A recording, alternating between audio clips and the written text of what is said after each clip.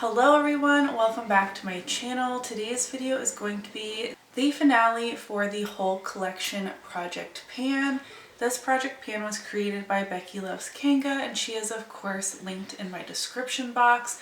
I've been doing this project for many years now and I do plan to do it in 2024 as well. The complete randomization of this project pan just truly makes it a favorite for me. It encourages me to use products I wouldn't typically reach for. I discover things that I'm ready to declutter, things that have expired, a mixture of old and new items in my collection, all of the fun things. Before hopping in to the last bit of progress I made on some of these products this year, I want to thank today's video sponsor, Ana Luisa. I have been working with them many times over the years on my channel. Ana Luisa is a brand that I can stand by.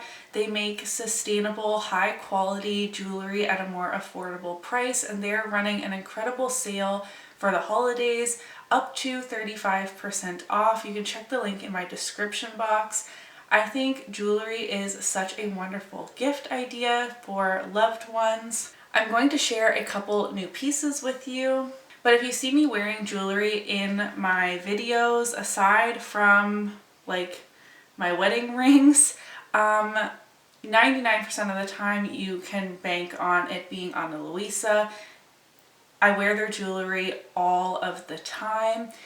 And if you head over to my TikTok, which is linked down below, I will have my top 5-ish.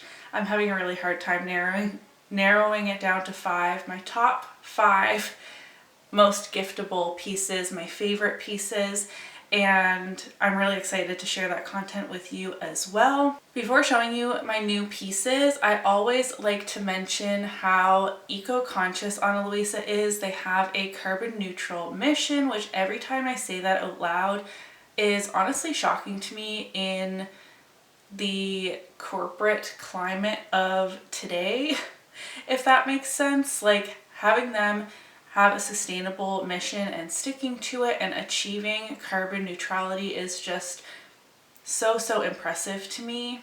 My Ana Luisa jewelry, I have had zero problems with turnishing or scratching in any way. All of my pieces still look perfect, even the ones I have had for many years. They do come in these little pouches with each piece, and I do, for the most part, except for the pieces I wear most frequently, keep my pieces stored in these little pouches to keep them safe and not scratching themselves. Does that make sense? The earrings I am wearing today are the Ashley double, and I really like, my camera doesn't have autofocus, I'm so sorry. I will pop up a closer view, but there are these 2 rectangular hoops and they are different textures, which I just think is so fun. I don't have any other pieces quite like this. The necklace I'm wearing today is a stackable piece. This is called the Willow. It is one necklace, but there are 2 chains, and I'm really low maintenance, so I like the illusion of having 2 necklaces on, and like I put the thought into layering multiple necklaces, but it's actually just one. They're stuck together, one clasp. I don't have to think about it, and it creates this like really polished look. And the last new piece I wanted to share with you today are these hoops, and once again I'm going to choose to pop in a picture because I don't have autofocus. These aren't perfectly circular hoops, which I found really intriguing. I don't know why I've always just stuck with a traditional circle hoop. These ones have a bit more of an oval shape, and these ones actually have a surprising amount of weight to them. They're still not heavy, they don't pull on my earlobes, but I've noticed all of my other Ana Luisa earrings are very lightweight. You can hardly feel them. Also, these ones have that little tinkling sound, which I just absolutely love. These ones are a bit heavier That's not like a critique. I just wanted to note that I do find these a bit heavier in my ears. They're not pulling, they don't hurt the ear or anything like that, but these are heavier than my other hoops I have from Ana Luisa. But I have been wearing these quite a bit as well since they sent them to me. That's enough rambling from me. Please do check out their holiday sale if you're still shopping for gifts for loved ones, and head over to my TikTok to see my top favorite pieces in my collection. I think I have curated a list I'm very proud of, a list that I think is very giftable and people would be thrilled to receive those pieces as a gift this holiday season. Thank you to Ana Luisa for supporting my small channel and being so gracious in sending me these pieces. I truly do appreciate it.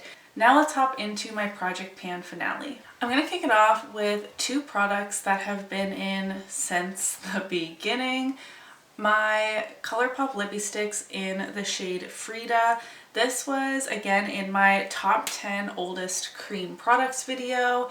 This is getting thrown out after I'm done filming. I used it one additional time since the last update. My goal is to finish this because it was so old, and I really did not get close to achieving that goal. This is just not an everyday color for me, though I do really like it. I am ready to let this one go. One I've made amazing progress on throughout the entire year is my Berry Nude lip liner. I will pop in a picture of the progress I made this year. I feel like, I don't know, I'm quite proud of the progress. And I have so little of this lip pencil left that I am going to continue to use this. I wear it almost every time I do my makeup, and I feel confident that this will be a makeup empty next year. So hopefully I can find a project to fit this one in.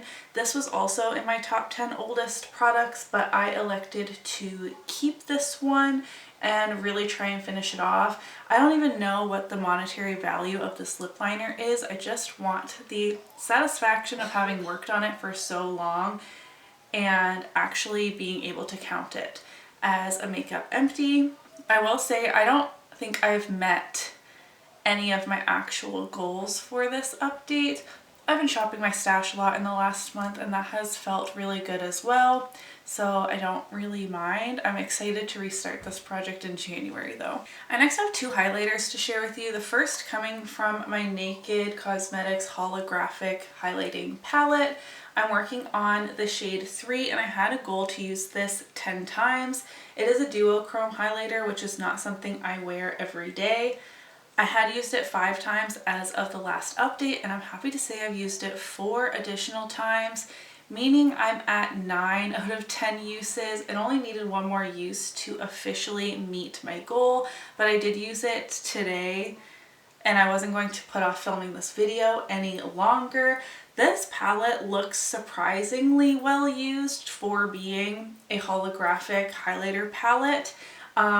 There's like a dip in the blue shade, a dip in the purple shade, and now this one that I've been working on looks pretty roughed up, and there's noticeable use in all 6 pans, and that feels really good. My Wet n Wild highlighter in the shade Precious Petals, I had a goal to hit pan on, and unfortunately I didn't get there, though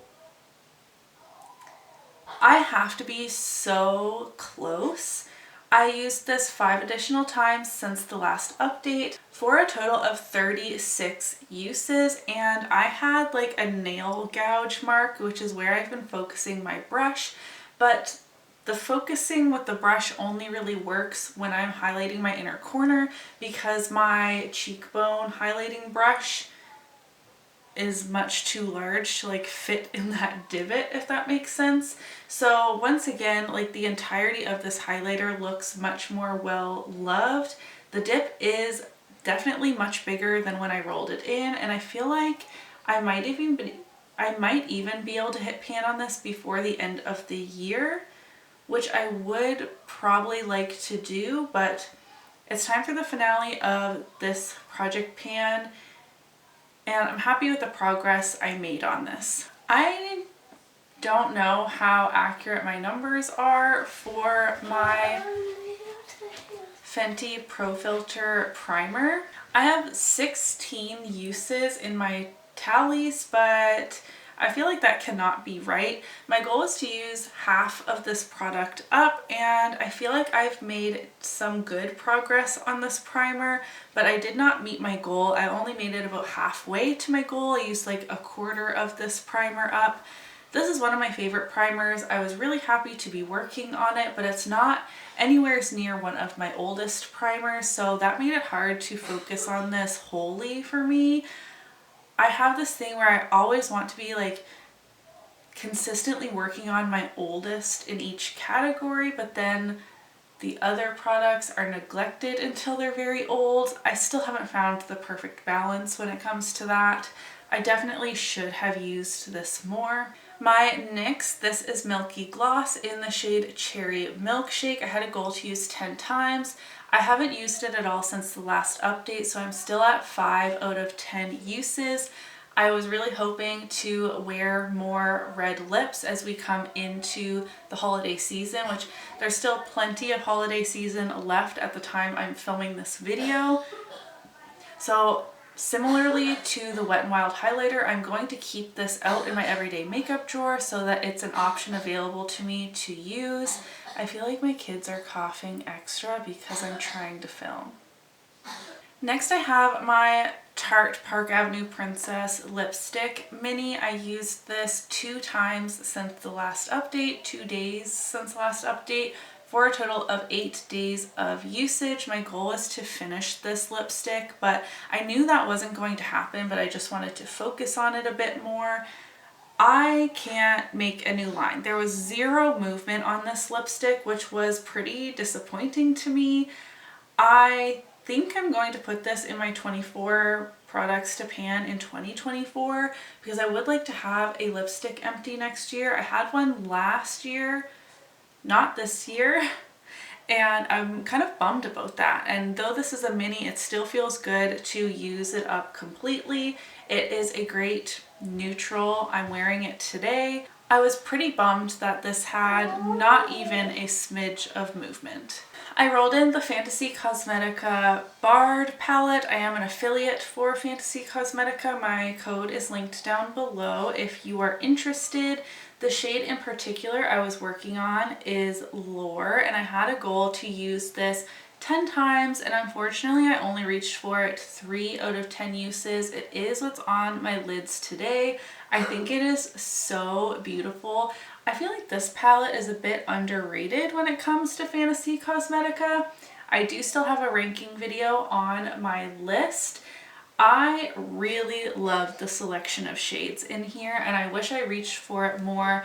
I just got really focused on very specific shades that I was panning and doing a not so great job at rotating through all of the shades in projects. I was like shopping my stash for completely irrelevant palettes and then hyper focusing on just a handful of ones that were in projects. I'm a mess. This unfortunately got a bit neglected, even though I do think it is absolutely beautiful. In the last update, I did roll in 2 new products. Even though I knew we only had 1 month left, I just wanted to get a little bit of use on them. So I rolled in the Bath & Body Works Dahlia Fragrance Mist, and I did reach for this many days, and I feel like it doesn't look very different to me. I do really enjoy this fragrance. It has velvet, dahlia petals, crisp pear, praline musk, and whipped tonka beans. I really smell the pear.